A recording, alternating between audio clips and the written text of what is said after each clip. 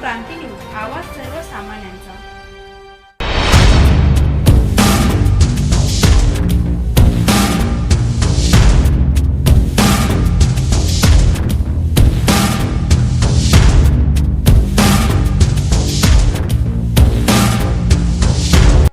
सातपूरच्या श्रीराम चौकात अतिक्रमण विभागाची मोठी कारवाई। अवैध पार्किंग केलेली वाहने केली जप्त।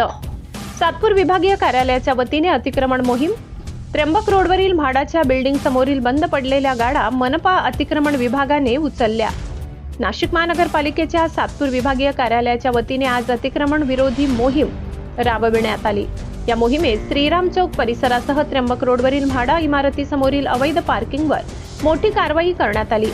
म्हाडा इमारतीसमोरील जागेत काही गॅरेज धारकांनी मोठ्या प्रमाणात अतिक्रमण करून बंद पडलेल्या वाहनांचा साठा केला होता। जॉगिंग ट्रॅकवरच ही वाहने उभी केल्यामुळे नागरिकांना चालणे किंवा व्यायाम करणे कठीण झाले होते। परिणामी हा परिसर जणू बंद वाहनांचे गोडाऊन बनला होता।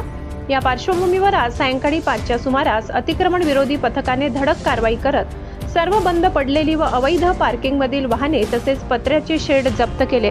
या कारवाईमुळे परिसर मोकळा झाला असून नागरिकांनी समाधान व्यक्त केले आहे। नाशिक महानगरपालिकेचे आयुक्त मनीषा खत्री यांच्या आदेशानुसार उपायुक्त सुवर्णा दखणे, सातपूर विभागीय अधिकारी कैलास अहिरे यांच्या मार्गदर्शनाखाली ही मोहीम पार पडली।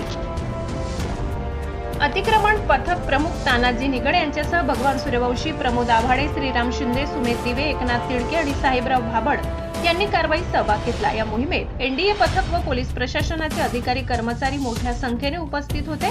दरम्यान दिवसभरात सातपूर कॉलनीतील श्रीराम चौक परिसरातील अतिक्रमण हटविण्यात आले। महापालिकेच्या या कारवाईमुळे नागरिकांना दिलासा मिळाला असून पुढील काळात अशा मोहिमा सुरू ठेवण्याची मागणी स्थानिकांकडून होत आहे। महाराष्ट्र क्रांती न्यूज साठी वृत्त संकलन विभाग, सातपूर, नाशिक। आज श्रीराम चौकातलं अतिक्रमण आपण काढत आहात, काय सांगाल? सर्व नागरिकांना मी वारंवार सूचना दिलेल्या होत्या। त्याच्यापूर्वी त्यांना सांगण्यात आलं होतं की तुम्ही स्वतःहून अतिक्रमण काढून घ्या। हे फुटपाथ आहे, लोकांचा याचा जॉगिंग ट्रॅकचा रस्ता असल्याने इथे सगळं अतिक्रमण केलेलं होतं। त्यांना वारंवार सूचना देऊन त्यांनी कोणत्या प्रकारची दखल घेतलेली नाही। त्यामुळे आज हे सगळं आम्ही अतिक्रमण काढून घेतलेलं आहे। यानंतर ज्या ठिकाणी जॉगिंग ट्रॅक असो, उद्यान असो, ज्या ठिकाणी लोकांचे अतिक्रमण असतील त्यांना विनंती करण्यात आहे की त्यांनी स्वतःहून ते काढून घेण्यात यावं, अन्यथा मनपामार्फत योग्य ती कारवाई करण्यात येईल। मोहीम चालू आहे। अशाच नवनवीन बातम्या पाहण्यासाठी आमच्या महाराष्ट्र क्रांती न्यूज या YouTube चॅनलला लाईक करा, सबस्क्राईब करा आणि बेल आयकॉनला प्रेस करा।